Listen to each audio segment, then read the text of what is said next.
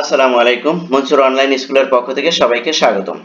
প্রিয় শিক্ষার্থী বন্ধুরা, আজ আমি তোমাদের সাথে যেই ভিডিওটি শেয়ার করতে যাচ্ছি সেটি হলো class 6 English grammar unit 1 lesson 6 আর পেজটা হলো 17 অর্থাৎ 17।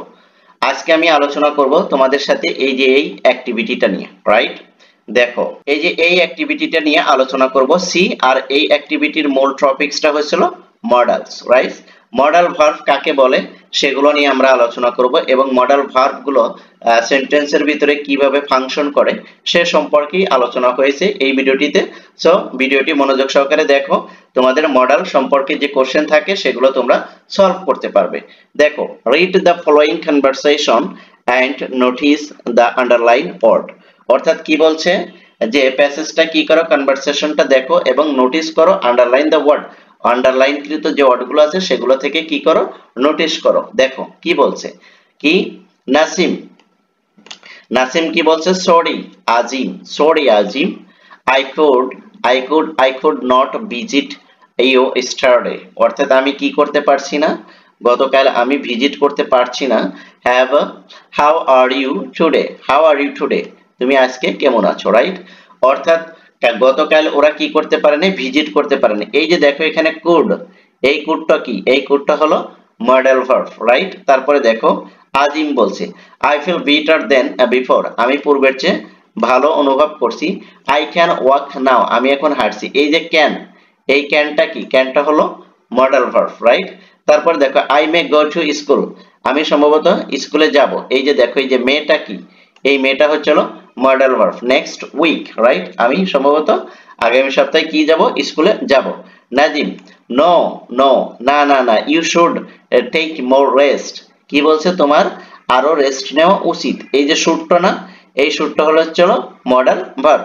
তারপর দেখো আজিম কি বলছে, হোপফুলি, দেখো আই উইল বি ওকে সুন, আমি আশা করি তুমি কি খুব তাড়াতাড়ি সুস্থ হবে। এই যে উইলটা আছে, এই উইলটা কি মডেল ভার্ব।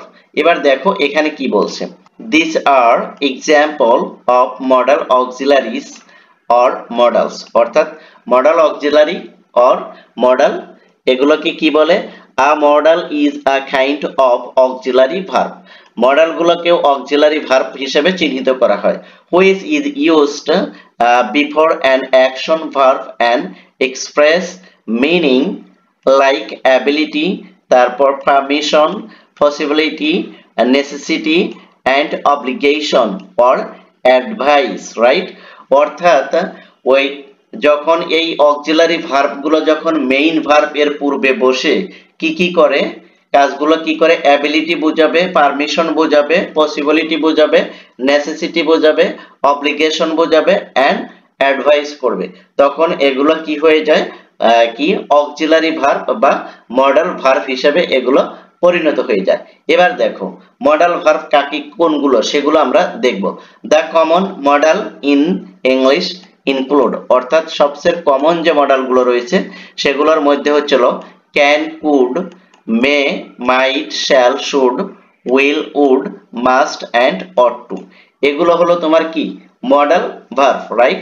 এছাড়াও আরো অনেক মডেল রয়েছে, যেমন মডেল ভার্বকে সাধারণত তিন ভাগে ভাগ করা যায়, পিওর মডেল, সেমি মডেল এবং মোর মডেল, রাইট? অর্থাৎ এগুলো সব মিলে প্রায় 12-14টা হয় আর কি এরকম। সেগুলো এখানে নাই, অন্য এক সময় তোমাদের সাথে সেগুলো নিয়ে আলোচনা করব, রাইট? তাহলে আজকে সাধারণত আমরা এই ভিডিওটিতে শুধু এতটুকুই আলোচনা করব। এরপরে আমরা অ্যাক্টিভিটি, এই যে ডি আছে, তারপর এর পর্যায়ক্রমে যে বিষয়গুলো আছে সেগুলো নিয়ে আমরা বিস্তারিত আলোচনা করব।